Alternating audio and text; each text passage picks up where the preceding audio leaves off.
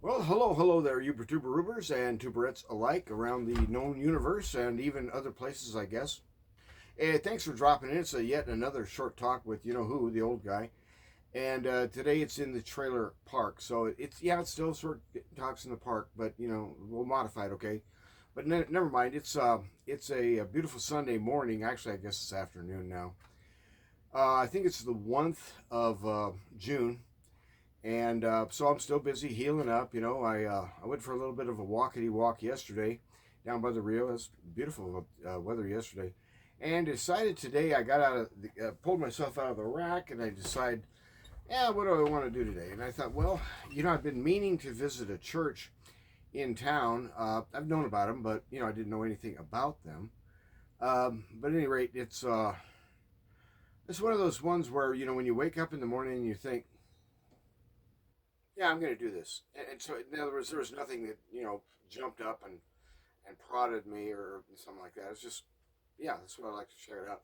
So, anyway, it's called Crossroads Community. If you're ever heading through Cruces on I-10, you can see it as you drive by. And so it's interesting community church. I spoke a little bit with the pastor. Now, if you're a Presbyterian, like some of us have been, pretending to be for quite a while, one of the first things you ask when you walk into a new church is you ask questions about church government, okay? You ask, is this essentially an episcopate? Did you have a bishop? Is this a community, what do you call it, a congregational church? Or do you have a plurality of elders? This kind of thing. And so, as Reformed and Presbyterian, I pounced on that, and as I understood it, it functions essentially as a congregational church. They're kind of loosely affiliated or affiliated in some fashion with Southern Baptists doctrinally, and on the other hand, they are not a member of the convention. So I thought, well, I'll try it out today. And it turns out, there's a guy I've known for years. He's a great guy, HVAC guy. In fact, he's the one who did the little mini split down the hallway over here months ago for me, and it's still working, so can't complain too much. And the thing is that it was an excellent sermon today. Now the singing, yeah, okay, I can live with it, but I'm kind of a music snob, and I don't really like loud guitar music and drum music, like rock and roll stuff in churches. But you know, frankly, nobody cares what I want. So anyway, I thought, well, get over it. But anyway, so today, just as an example, I think at least 2 or 3 times I said to myself quietly, just mumbling to myself, um, the veil is thin here. Pay attention, Mike. Pay attention. So, in other words, the presence of the Lord was there. There was a sort of almost a palpable sense of Him being there. And there was one thing that I really loved in the pastor's sermon. He was talking about a episode he'd gone through as a young man, and he was kind of distraught and in a chapel all alone in the middle of the night, and all of a sudden, and I don't know how to just say it other than the way he did, and of course I'm probably going to foul this up. He was playing, and he was struck by something that new that was in the room. He was aware that he was not alone, and he said to the invisible person, "Are you here?" And the thing that washed over him in terms of certainty, yes, definitely he was here. And that's happened to me, and so it's been those kind of things that I've been kind of had this burr under my saddle for at least 6 months, but probably more. And the way it breaks down is, as an old guy, I feel for some reason that I'm supposed to choose. Which would you rather have? A church that its main fault is that they're all about dogmatics and doctrine and history and keeping the record straight, or B, option B, would you rather have a church where its spirit is present and there is life as a result? In other words, Jesus Christ is moving among us.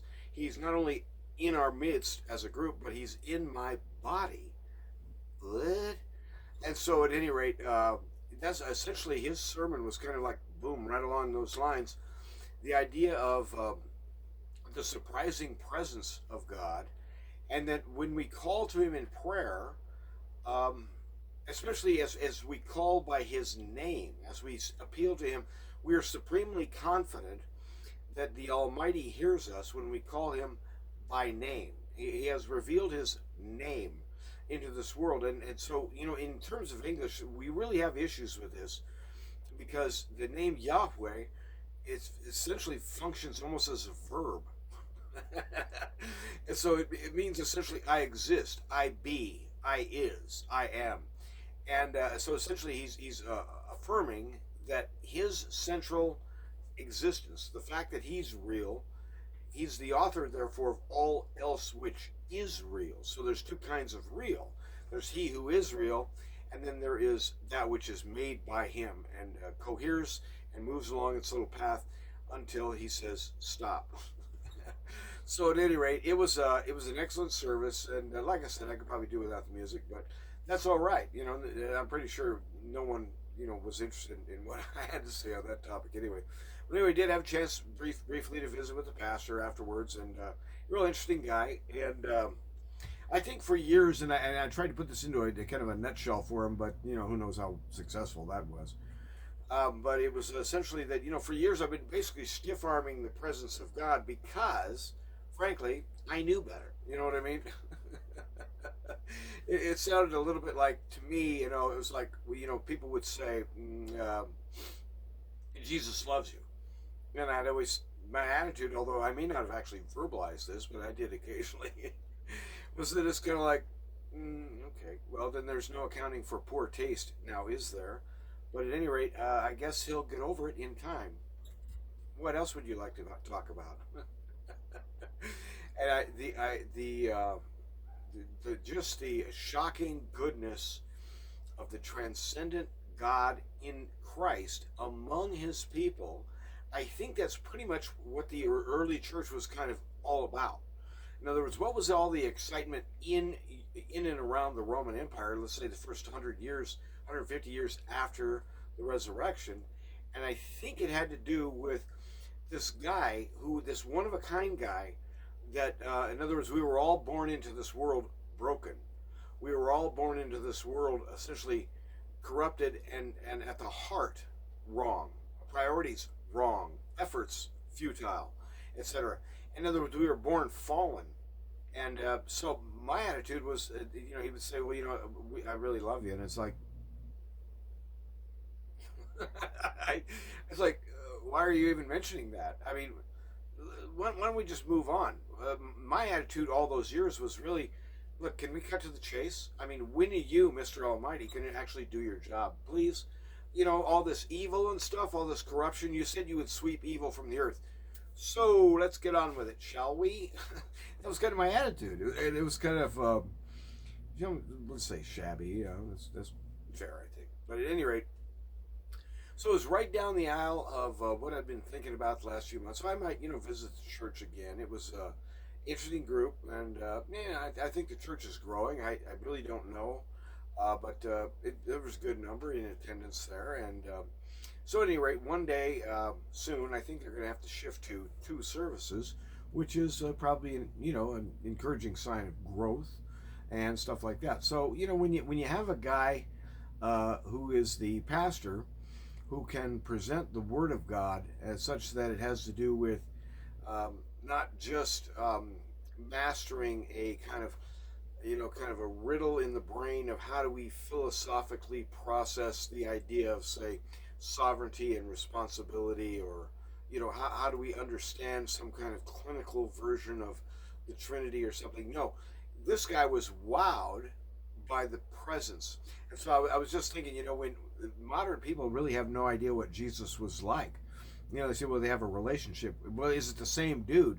Because the one that I know about, this guy's brilliant. Brilliant isn't even the right word to say, but definitely light is the word. But in other words, when he came into town, there was thousands, and they would come from miles away. Thousands of people would gather around the dude. He was like the queen bee in a hive. He was like the magnet in the middle of iron marbles or something like that. In other words, he's the draw. He himself is the goal. And there's reasons that people were drawn to him. Yes, of course, some of them were healed. Some of them came to understand things in a new way. Some of them were even brought back from the dead. Now, those were the shocking ones. I really enjoy one of the stories about, I don't even remember where they're at, but they're walking down the road somewhere, and there's a funeral procession coming the other way, a widow out crying, and I guess they had professional mourners, people you pay like $20 to, and they'd like cry like this had really tore them up, but this death occurred. I mean, talk about weird. But anyway, they had mourners out there, and there was probably some kind of somber music. I don't know, like a funeral dirge being played. I don't know, by flutes, or I don't know what it was. But anyway, he says, "Hold it!" He stops the procession, and they go, "What's up?" He says, "Wait a minute, let me look in that box." And he says to the stiff, "Hey, get up!" And the dude sits up. Whoa. Mom, the widow, who thought she was without a son, flips out and just she falls to pieces. And but anyway, it was just a demonstration, just one of many. Anyway, the Jesus of the Bible, he's not some theoretical thing. He's the one that we call, and so we are given supreme confidence. And the pastor was kind of on this page as well. The name I am who is compared with the name, the title Adonai or Lord. So is it little caps? I mean little letters, capital L, little letters, or is it all caps, all O-R-D? And so anyway, Jesus somehow combines the two into his name. He is in fact the Lord little letters and the Lord with the big letters. He is the dude who wears the freight, the weight of almightiness and full tilt human. There's nobody like him. Nobody even in the ballpark. And so he's magnetic, and he is, through his brilliance and through his goodness and through his kindness and through his reaching out and connecting with people just like that pastor, and like myself as well, in times of prayer where you're all alone and you're really just kind of at the end of your rope, and I'm thinking to myself, what's the point of even going on? I don't even know what we're doing or why. I'm just wasting time. Is it because I'm afraid to die? I don't want to be afraid to die. Let's do it right now. Let's make it happen. And that's been my really lousy attitude for a long time. And that, and of course, other variations and mutations. But the thing is that it was so refreshing to hear from another human soul, someone who testifies to one thing, and it's not their mastery of doctrine, it's not their mastery of the gifts and prophetic utterances. They have mastered one item. They've come to understand that he himself is the treasure. He's the exceeding great treasure. And so if you can kind of picture, and this is the way it works in my mind, okay? So now just feel free to ignore this at your earliest opportunity. But the idea is that it's like, the way some of this strikes me is that if you think about a drag race, the top A, I guess they're double A fuelers. I mean, these things have become so absurdly powerful in the last 40 years. They had to shorten the track.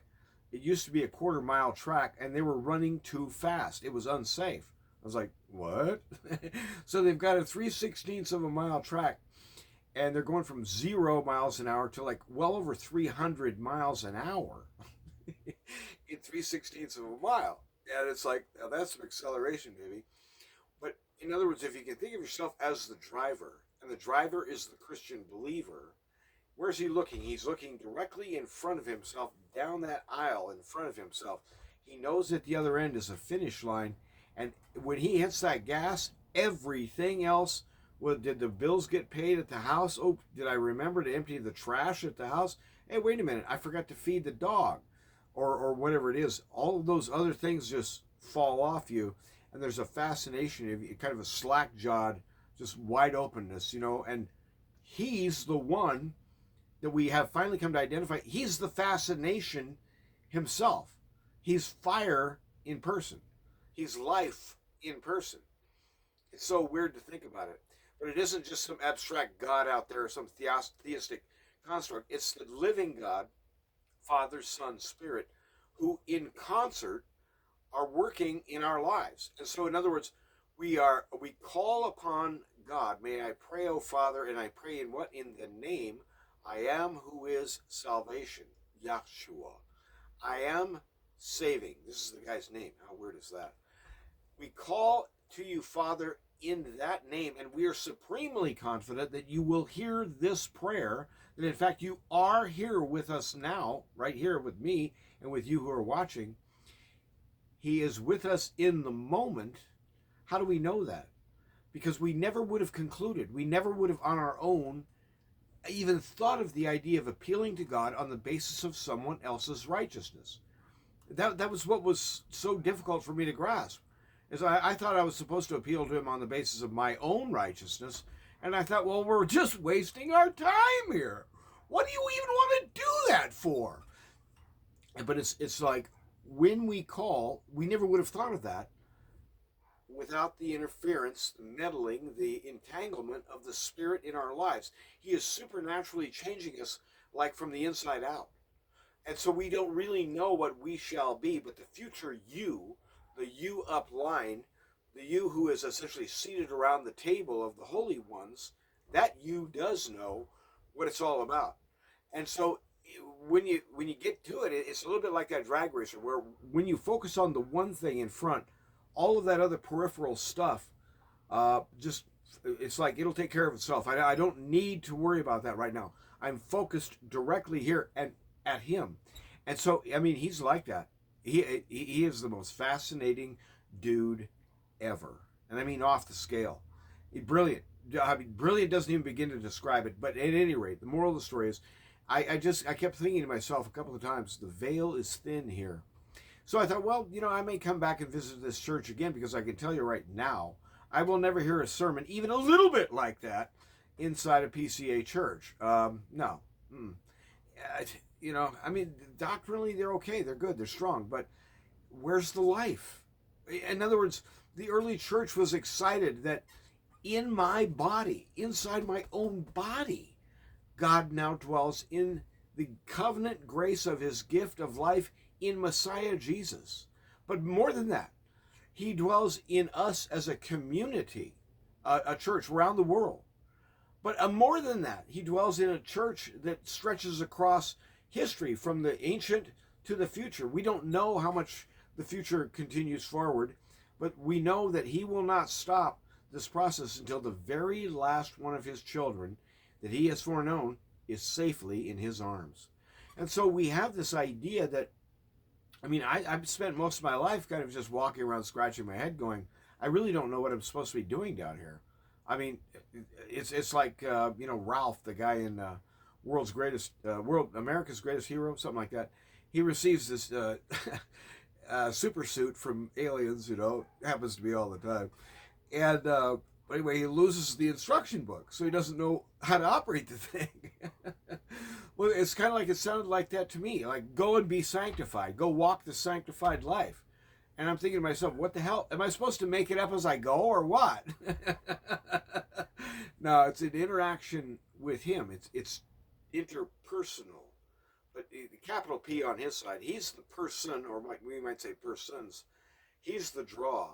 He's the magnet, and I'm the iron. And so at any rate, if you come on by Cruces someday and you feel like dropping into a church on a Sunday morning, try them out, Crossroads Community, and I don't think you'll be put off by it. You know what I mean?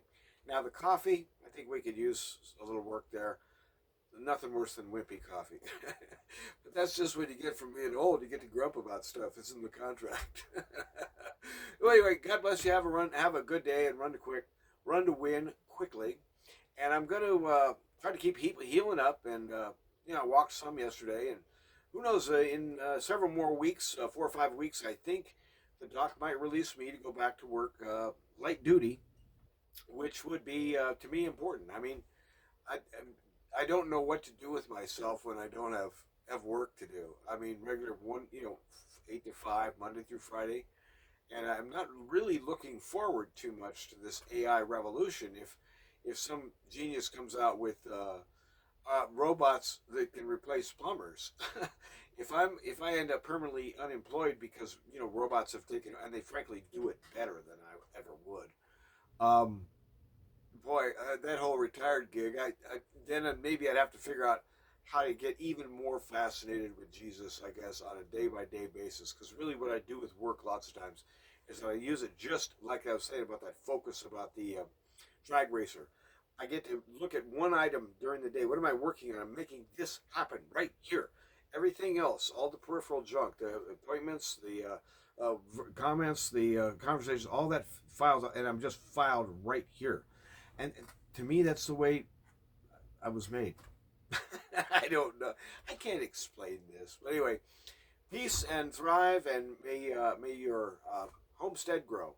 I I hope you have a good day, and well, tune in. Who knows? I might have something to say on the next video.